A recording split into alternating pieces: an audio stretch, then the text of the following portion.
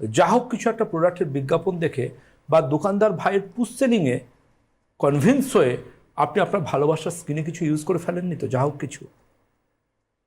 আচ্ছা, এরকম কোনো কিছু হয়নি তো আপনি যখন চুল কাটতে কোথাও গেছিলেন, সেখানে সুকল্ড ফেসিয়াল করার জন্য আপনার স্কিনে কিছু মাখিয়ে দেওয়া হয়েছে বা কোনো প্রোডাক্ট দিয়ে দেওয়া হয়েছে পুশ সেলিং করে?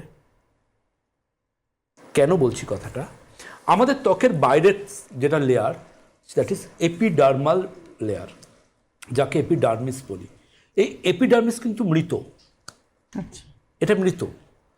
কিন্তু মজার কথা যেটা, সেটা হচ্ছে এপিডার্মিসের মেন কাজ হচ্ছে এটা প্রোটেক্টিভ লেয়ার।